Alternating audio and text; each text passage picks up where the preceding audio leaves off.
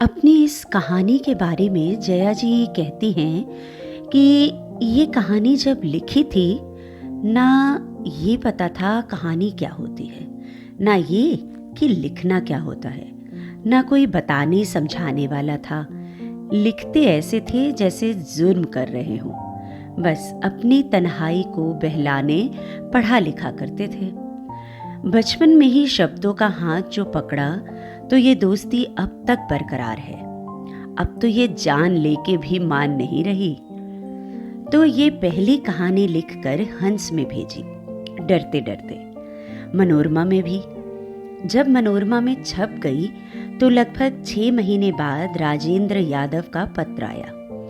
उन्होंने कहानी की थोड़ी सी तारीफ करते हुए लिखा था कि मैं चाह कर भी गिरीश नाम के इस पात्र को अपने जहन में खड़ा नहीं कर पा रहा। एक बार और सोच लो। ठीक कहा था उन्होंने। यह मैंने सोचा कहानी छपने के बाद। अब भी कुछ अधूरा अधूरा सा लगता है। वह जुनून, वह दीवानापन, वह इंटेंसिटी उसमें नहीं है, ना वह नजर भीतर तक देख पाने की। गैर जरूरी भावुकता, नासमझी, उतावलापन, उथली रुमानियत, इतना कच्चापन शायद मुझ में भी हो। कहानी भी तो पकने में उतना ही समय लेती है जितना हम। जिंदगी के पत्थर पर खुद को धार देने में बहुत वक्त लगता है। यह तो बहुत बाद में पता चलता है। कुम्हार भी हम हैं, चाक भी हम और घड़ा भी। उसने खिड़की की सीखचों से अपना चेहरा सटाया और तेज हवाओं के झोंके उसके चेहरे से टकराने लगे। बाहर सब कुछ अजनबी पर जाना पहचाना था। विपरीत दिशा में भागते पेड़, मैदान, फसलें, जानवर, नदियां, पहाड़, खंबे, सब। ट्रेन किसी पुल के ऊपर से गुजरने लगी और अचानक डिब्बे में काफी शोर भर आया। उसने अंदर निगाह दौड़ाई। अंदर भी उसका जाना पहचाना था। चुहल करती उसकी सहेलियां, उसकी 3 टीचरें, इधर उधर बिखरा सामान। पूरे डिब्बे में सब फैले हुए थे, बेतरतीब, अलसाए। कोई पढ़ रही है, कोई हंस, किसी की दरिया सरी की लंबी बातें तो कोई खामोश गुमसुम। अपने आप में सिमटी हुई, किसी को पता तक नहीं चला कि उसका पूरा संसार बदल गया। उसके होंठों पर व्यंग्यात्मक मुस्कान आ गई। उसने अपना चेहरा छिपाने के लिए खिड़की की तरफ किया ही था कि अनीता सूद ने देख लिया। किसे याद करके मुस्कुरा रही है मेरी जान? उसने चुटकी ली। तुझे नहीं। वह अनमना बाहर देखती रही। अच्छा, फिर कौन है वह? फिर वह हंसते हंसते गंभीर हो गई। क्या बात है रितु, कहाँ है तू? अनु, हर बार मैं तुझे अपनी परेशानियों में शामिल नहीं कर सकती। तू मुझ तक हंसती हुई आती है, हंसती हुई जा। रितु ने हंसते हुए उसके गाल थपथपा दिए। मैं तुझ तक न हंसती हुई आना चाहती हूं न जाना। रितु, काश मैं तेरा खोया हुआ तुझे लौटा सकती। मेरे पास खोने को कुछ नहीं है। रितु ने बेचारगी की मुद्रा में अपना हाथ फैला दिया। यह जो तेरा अपना आप तुझसे खोया है ना, वह, उसे खोकर मैं खुश हूं। रितु हंस दी, बेबस हंसी। ये कैसी हंसी थी, घायल और तार तार। यह कुछ मिल जाए तो भर जाती, ना मिले तो रीति सी। तेरी इसी बात पर तो मैं तुझे चाहती हूं, सच। तू आखिर तू है। अनीता ने उसकी नाक पकड़कर हिला दी। आ चल ताश खेले, अकेली अकेली मत रहा कर। फिर वह अन्य सहेलियों की ओर मुड़ी।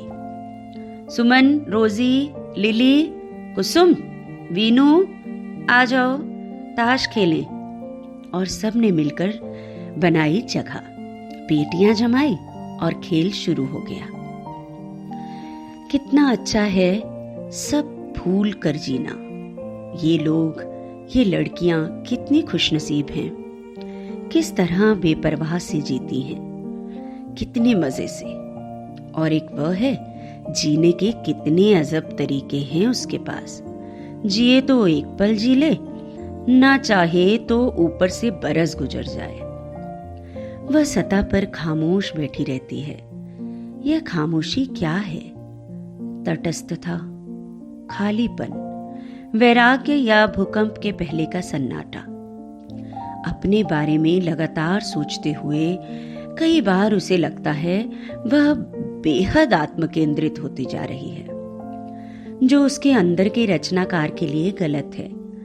फिर भी कई बातें अनचाही होती हैं, आप कुछ नहीं कर सकते। उसने उस क्षण खुद को अपने हाथों से निकल जाने दिया। दिल्ली स्टेशन पर ट्रेन रुकी।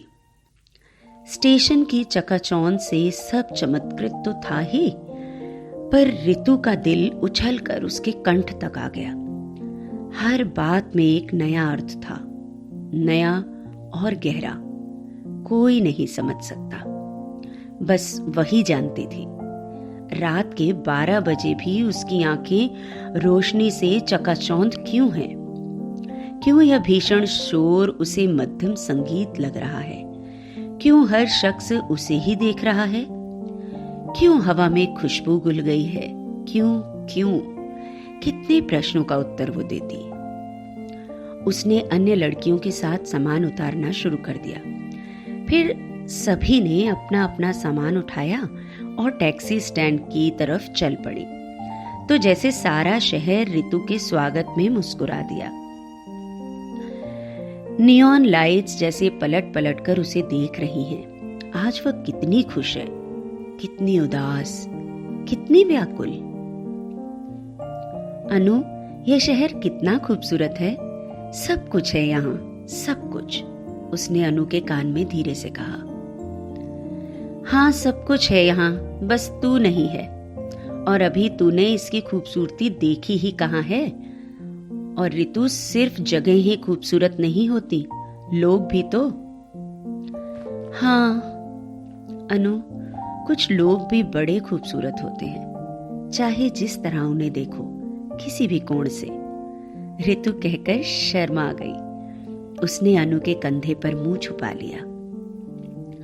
मंजिल तक पहुंचते पहुंचते उन्होंने जाने कितनी बातें कर डाली, उन बातों से बचकर जिन्हें ऋतु कहना नहीं चाहती थी और अनु का आग्रह नहीं था।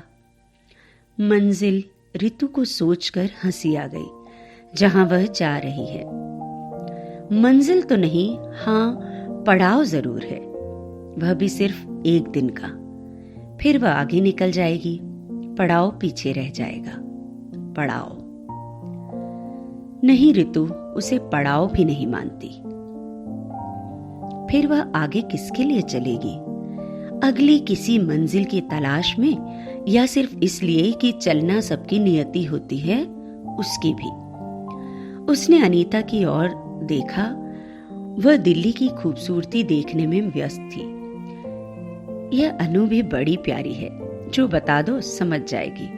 न बताने पर उसका कोई विशेष आग्रह नहीं होता था। जानती थी ऋतु लौटकर उस तक ही आएगी। यह जानना कभी कभी बड़ा भयानक लगता था ऋतु को। उसने अपना आप हमेशा लोगों से, परिवार से छुपा कर रखा था। वह जिंदगी को एक लंबे शराब की घूंट की तरह पीती है और देर तक उसके तिक्तता भरे नशे में रहती है। कभी उस पर टिप्पणी कर देती है, कभी उस पर हंस लेती है। देखा जाए तो जीने का यही तरीका उसे माकूल लगता है। वे रेस्ट हाउस पहुंचे तो रात के 2 बज चुके थे। थकान सबके चेहरों पर हावी थी। सब सोना चाहती थी, पर वह नहीं। उसे सुबह का इंतजार था, ऐसी सुबह जो उसके जीवन में सिर्फ एक बार आनी थी, और फिर कोई सुप्रभात किसी ने नहीं गाना था। हर कमरे में 4-4 बिस्तर लगे थे। 4-4 का ग्रुप बट गया था और सोने की तैयारी होने लगी। ऋतु अपने बिस्तर पर लेटी बाहर देख रही है। खिड़की के बाहर एक टुकड़ा चांद, विशाल आसमान और ना जाने कितने तारे। लॉन की हरी घास पर रोशनी का छिड़काव। कल यह सब बदल जाएगा। यह नहीं, सिर्फ वह। यह तो वहीं रहेगा, आज भी, कल भी। कितनी जल्दी 2 साल बीत गए और यह निर्णायक क्षण आ पहुंचा है। ऋतु सोचने लगी। उसने कभी कल्पना भी नहीं की थी कि वह अपना समूचा जीवन सिर्फ एक दिन को दे देगी। फिर बाकी के सारे वर्ष वह क्या करेगी? बस एक दिन जी ले, अपने लिए, अपनी खुशी के लिए, जैसे वह चाहती है वैसे।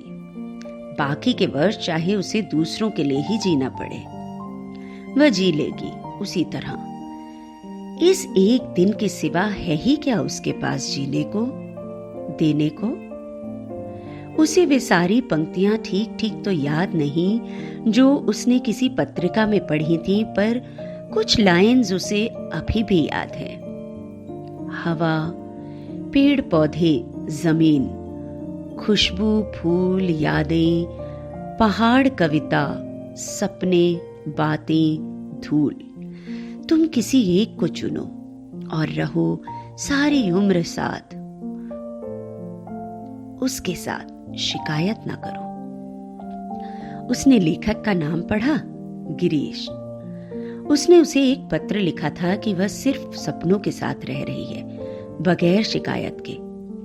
जवाब में गिरीश का पत्र आया था, मैं तो सिर्फ धूल के साथ रह रहा हूं, सपने कैसे होते हैं? ऋतु का मन हिल गया था। इसकी धूल में यदि थोड़े से सपने मिल जाएं, तो यह इसे इतनी चुभेगी नहीं। जब यही बात उसने गिरीश को लिखी तो उसका जवाब था, मुझे किसी के सपने उधार नहीं चाहिए। मेरी आंखें उसे देख शर्मिंदा होंगी। तब अनचाहे ही ऋतु उसके लिए तड़प उठी थी, और उस तड़प का परिणाम था 2 सालों तक खतों का अनवरत सिलसिला, फोन, लंबी लंबी कविताएं और कुछ एक फोटो। ऋतु को हर क्षण लगता, इस आदमी से एक बार मिलना बेहद जरूरी है। इसकी धूल में अपने सपनों के रंग भरने के लिए अनायास ही उसे अपनी स्वप्नशीलता चुभने लगी। ऋतु बिजनेसमैन बाप की इकलौती बेटी और गिरीश शादीशुदा। धरती आसमान कभी नहीं मिलते, दोनों जानते थे। कैसे वे ये भूल कर बैठे, जबकि जन्मजात कायरता दोनों में थी। और बहुत सोचने के बाद ऋतु को लगा, अगर वह इसके साथ जिंदगी नहीं बिता सकती तो एक दिन, सिर्फ एक दिन वह इस शख्स के साथ जी ले। कैसे भी उसकी धूल में अपने सपनों की महक भर दे। उसने अपने सपनों का अछूतापन अखरने लगा। किसी ऐसे आदमी के साथ एक दिन जीना जिसे तुम बहुत प्यार करते हो, सबसे बचाकर, सबसे चुराकर। उस दिन को अपनी छाती से लगाकर बाकी की जिंदगी किसी के भी हवाले कर देना सबके बस की बात नहीं, पर उसके थी। और उसने अंतिम फैसला कर लिया। सारी जिंदगी ना जीने से कहीं बेहतर था एक दिन जीना। और उसने गिरीश को लिखा, वह उसके साथ सिर्फ एक दिन जीना चाहती है, उसके शहर दिल्ली में। कैसे भी, किसी भी तरह वह मना न करे। गिरीश ना हाँ कह सका ना। ऋतु ने दिल्ली टूर की बात सहेलियों में चलाई और उनकी सहमति से प्रिंसिपल तक बात पहुंचाई गई। 2 महीनों बाद निर्णय हाँ में लिया गया। ऋतु जानती थी सिर्फ इसी तरीके से वह गिरीश से मिल सकती है, किसी और तरीके से नहीं। कल गिरीश आएगा उसे लेने। उसने अपना पता लिख दिया था। दिल्ली में 3 दिन रहना था और वह पहला दिन गिरीश के साथ गुजारना चाहती थी। कैसा होगा वह? उसके कितने फोटो उसने देखे थे, पर फोटो देखने और वास्तव में देखने का फर्क वह जानती थी। विचारों से वह अजनबी नहीं थे, फिर भी एक खास तरह का संकोच ऋतु के मन में अब भी था। संकोच, पछतावा नहीं। वह उन लोगों में से नहीं थी जो आनन फानन निर्णय लेते थे, फिर सिर धुनते थे। और फिर आई वह सुबह, ऋतु के पोर पोर को जिसका इंतजार था। करीब 10 बजे गिरीश आ पहुंचा। उसने नीचे ऑफिस नुमा कमरे में अपना परिचय देकर ऋतु को बुलवाया। अपनी टीचर के साथ ऋतु धड़कते हृदय से नीचे आई। गिरीश दूसरी टीचर से बातें कर रहा था। आहट हुई और उसने ऊपर देखा। बादल के एक टुकड़े ने कसकर चांद को गले लगा लिया। ऋतु अभी इसी क्षण इन आंखों के भूरे बादलों में खो जाएगी और फिर कभी नहीं निकलेगी। जी कर रहा है अभी इसी क्षण इन बादलों को छू ले। आखिर गिरीश ही संभला। उसने ऋतु की टीचर मिसेस शुक्ला का अभिवादन किया और हाथों में लिए हुए फूल ऋतु की ओर बढ़ाए और ऋतु उसे गले लगा। इसी वक्त इस शख्स की बाहों में झूल जाए। प्रलय का जो क्षण आना है अभी आ जाए। अभी वह इससे पहली बार मिली भी तो कहां, इतने लोगों के सामने। वह इस पल इसकी बाहों में झूल नहीं सकती, इसका माथा नहीं चूम सकती। इसकी आंखें, इसकी पलकें, नाक, उंगलियां, होंठ, ओ खुदाया इस आवेग से मुझे बचा। गिरीश ने टीचर से क्या कहा, क्या बहाने बनाए वह नहीं जानती। उन दोनों का रचनाकार होना ही काम आया हो शायद, बस वह इतना जानती है। गिरीश के साथ बाहर उसके स्कूटर के समीप खड़ी है।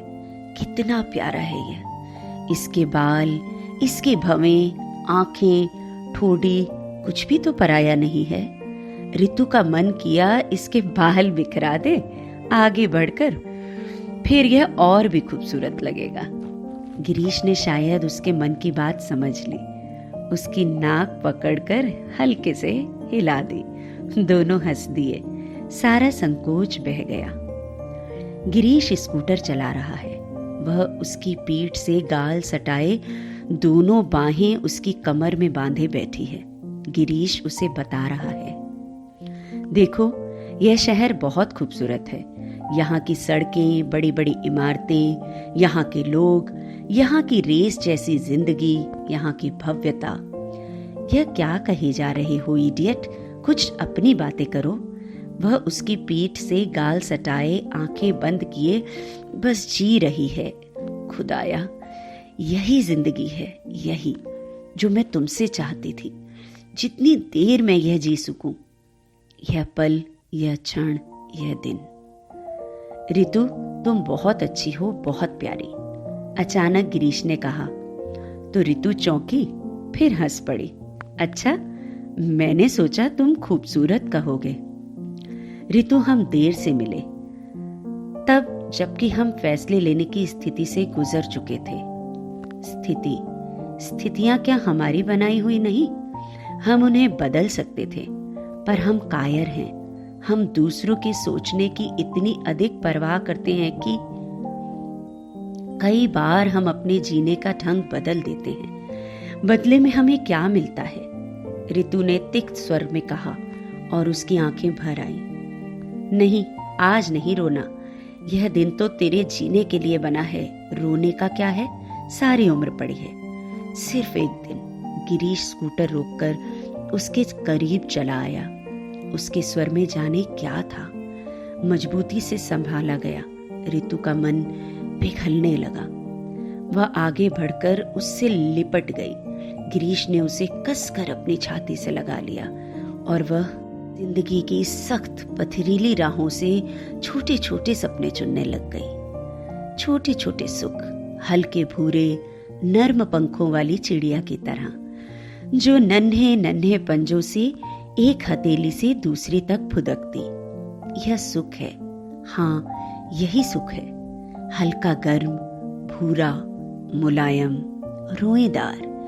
इसकी गर्माहट हथेलियों से होती हुई अंदर कहीं जज्ब होती जाती है। और यह सुख जिसे छुआ जा सकता है, कसकर अपने गले लगाया जा सकता है, सारा दिन इसके साथ जिया जा सकता है। बहुत देर बाद ऋतु को चैतन्य हुई तो उसे याद आया गिरीश के साथ जाने कब वह इस होटल के कमरे में आ गई थी और उसके करीब सो रहे गिरीश को प्यार से देखा और देर तक देखती रही। उसका चेहरा अपनी छाती से सटा बेतहाशा चूमा। आंखें, नाक, माथा, गर्दन, होंठ, पलकें, ठोड़ी, कंधे। यह मोहब्बत भी कैसी मजबूरी होती है, अपने अंदर की सच्चाइयों के साथ अपने महबूब के साथ एक दिन जीना फिर बिछड़ जाना। किसी को क्या मालूम आदमी कितना टूटता है, टूट कर कितना रोता है। गिरीश तब तक जाग चुका था। उसने आंखें खोलकर एक पल ऋतु को देखा और फिर उसके बालों में अपना चेहरा छुपा लिया। ऋतु ने घड़ी देखी, 5 बज चुके थे। गिरीश, उसने उसके कानों में अपने होंठ सटा लिए। देखो 5 बज गए, मुझे 7 बजे वापस पहुंचना है। पर अभी तो तुम कुछ घूमी ही नहीं। लाल किला, कुतुब मीनार, जामा मस्जिद, कनॉट प्लेस और भी कितना कुछ। वह सब मैंने देख लिया। ऋतु हंसती। अब कुछ खिलाओ तो सही, फीलिंग हंग्री। अरे हाँ, गिरीश ने वेटर को बुलाने के लिए घंटी की तरफ हाथ बढ़ाया ही था कि ऋतु ने उसका हाथ पकड़ लिया। यहाँ नहीं, चलो तैयार होकर बाहर चलते हैं। गिरीश मान गया। दोनों तैयार होकर बाहर आ गए। कुछ खाया पिया और सड़कों पर पैदल घूमते रहे, हाथों में हाथ डाले। कितनी बातें थीं जिन्हें ऋतु कहना चाहती थी, कितने सवाल हैं जिनके जवाब उसके पास नहीं। उसके तो सारे प्रश्न ही अनुत्तरित थे। गिरीश, मैं तुम्हारे साथ सारी उम्र क्यों नहीं चल सकती? यूं ही हाथों में हाथ डाले, पैदल सड़कों पर घूमते हुए। गिरीश, मेरी सांसों की लय तुम्हारी सांसों जैसी क्यों है? गिरीश, मैं तुम्हारे बच्चे की मां बनना चाहती हूँ।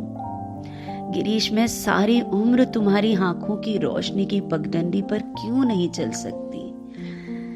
गिरीश, इन राहों पर कोई मोड़ क्यों नहीं है? गिरीश, यह जो एक दिन मैंने अपने जीवन का चुना है, बाकी के दिन मैं क्या करूंगी? वह जानती है। इसमें से किसी का भी जवाब गिरीश के पास नहीं है, पर क्या उसके पास है? ऋतु, उसने सुना गिरीश कह रहा है, जी करता है पीछे ना लौटूं, ऐसे ही जीता जाऊं, तुम्हें रोक लूं, ना जाने दूं, जी लूं तुम्हारे साथ जितना जी सकता हूं। भौतिक जरूरतें क्या मोहब्बत से बड़ी होती हैं? सामाजिक प्रतिष्ठा, सम्मान, सफलता के प्रमाण पत्र हमारे लिए नहीं, फिर हम क्यों वही सब चाहते हैं? ऋतु, सब कुछ रहेगा, सिर्फ वही नहीं जो बीत गया। ऋतु चुपचाप उसके साथ चलत रही है, अपने आप में खोई, उसे सुनती, भीगती हुई, आसपास के माहौल से बेखबर। गिरीश का हाथ कोमलता से थामे। आसपास कितने मकान हैं, कितने घर। शाम हो रही है, लोग घर लौट रहे हैं। घर, उसका तो कोई नहीं। वह किसका इंतजार करेगी? शाम भी रोज होगी, रात भी। वह किसकी बाहों में ये झूला करेगी? गिरीश को क्या कभी फिर मिल सकेगी? खुदाया, यह क्या कर डाला उसने? एक दिन किसी को सौंप कर वह हर दिन से खाली हो गई। उसके जीवन में सिर्फ एक बार ज्वार आना था, फिर हमेशा के लिए रीत जाना था। उसे लगा अभी कोई चमत्कार होगा और कोई जादू के जोर से उनके कदमों के सामने एक घर खड़ा हो जाएगा। गिरीश शाम को घर लौटेगा, वह बच्चों की सार संभाल किया करेगी। कमबख्त औरत। ऋतु, कुछ बोलो ना, चुप क्यों हो? दोनों पता नहीं किस जगह खड़े हैं, किन्हीं फूलों और पेड़ों के बीच। गिरीश वहीं घास पर बैठ गया, ऋतु को अपने पास खींचकर। ऋतु पहले उसके कंधे तक झुकी, फिर उसकी गोद में सिर रखकर लेट गई। वह बहुत थकी लग रही है। सचमुच थक गई है या मानसिक संघर्ष के कारण, गिरीश नहीं समझ पाया। उसने रितु के चेहरे से बाल हटाए और उसका माथा चूम लिया। 2 आंसू रितु की आंखों में आए, जिन्हें छिपाने उसने लेटे लेटे ही गिरीश की गर्दन में बाहें डाल दी और आधी उठती हुई उसके सीने में अपना सिर छुपा लिया। पर क्या वह गिरीश से छिप सकती थी? उसने उसके बालों को चूम लिया। मैं यह नहीं कहता कि तुमने मेरे साथ एक दिन बिताने का फैसला करके सही किया या गलत, क्योंकि यह हद हम पार कर चुके हैं। मैं बावजूद तुम्हारे साहस की एक बात तुमसे पूछता हूँ, यह दिन हमें खाली करेगा या भरेगा? मैं क्या जिंदगी के बाकी दिन जी पाऊंगा? तुम्हारी मोहब्बत जो मेरे नसों में भर गई है, क्या मेरे सिर चढ़कर ना बोलेगी? अभी तक तुम्हें चाहते हुए जीना कहीं अधिक आसान था, पर तुम्हें पाने के बाद तुमसे अलग होकर जीना क्या हम पर जुल्म नहीं? रितु, बोलो ना, क्या कल के बाद के सारे दिन तुम उसी सहजता से जी लोगी? उसने रितु का चेहरा उठाकर अपने सामने कर लिया। आंसुओं को रोकने की कोशिश में उसका चेहरा बन बिगड़ रहा है। किसी को बता दो तुम्हें सिर्फ आज जीना है, तो क्या वह अपनी सारी हसरतें एक दिन में पूरी करना ना चाहेगा? चाहेगा तो क्या जुर्म करेगा? रितु ने उसके कंधे में अपना सिर छुपाते हुए कहा, गिरीश, मुझे अपने होटल ले चलो, अभी इसी वक्त।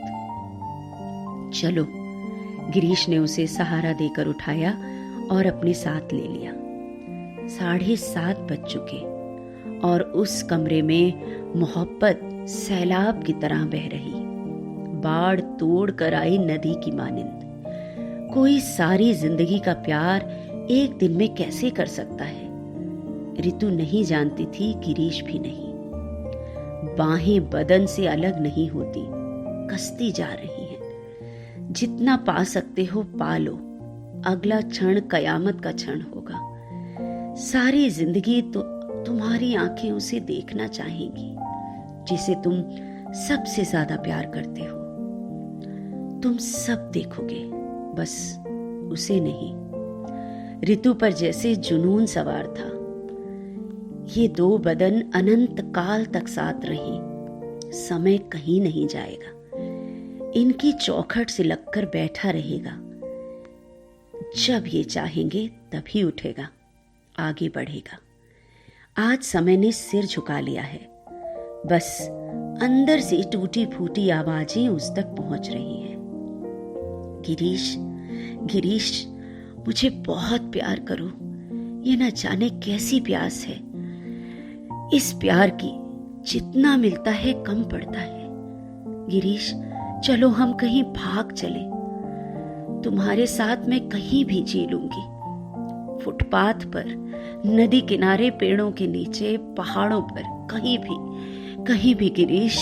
गिरीश।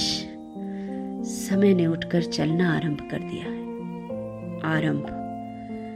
वह तो चल ही रहा है तभी से। जिसे लगा है उसकी अपनी मनस्थिति है। रात के 10 बज गए हैं। दोनों को अभी भी होश नहीं। आखिर गिरीश ने ही याद दिलाई। रितु ने उसके होंठ चूमे और खामोशी से तैयार होने लगी।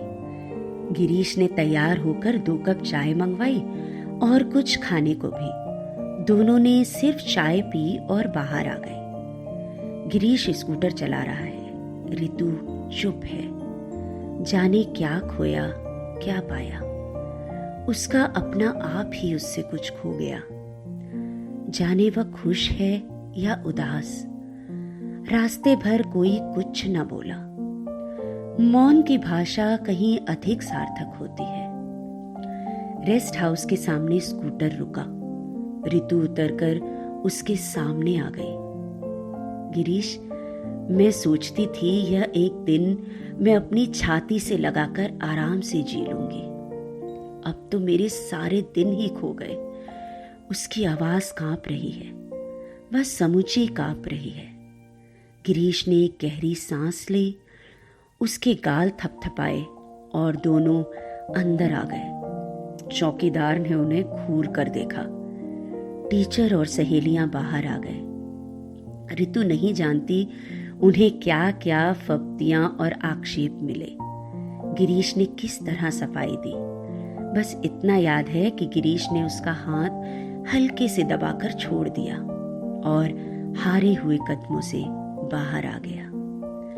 सारी बातें ऋतु के सिर के ऊपर से गुजर रही हैं। वह चुप है, उसे कुछ नहीं कहना, कुछ नहीं सुनना। जो उसके अंदर है इतना गहरा कि कोई आवाज, कोई ताकत उसे छू नहीं सकती। अंदर जाने का आदेश सुन वह थके कदमों से ऊपर की ओर चल पड़ी। दरवाजा अनीता ने खोला। उसने गौर से ऋतु को देखा। थकान, टूटन, उदासी, खुशी, निराशा, जाने क्या क्या था उसके चेहरे पर। उसने ऋतु की बांह पकड़ उसे अंदर खींच लिया। ऋतु ने उसकी तरफ देखा नहीं, अपनी भर आई आंखों को पोंछा और बिस्तर की ओर बढ़ी ही थी कि अनीता ने खींचकर उसे अपने गले से लगा लिया। सारा बांध टूट गया और वह अनु के कंधे से लग फूट पड़ी।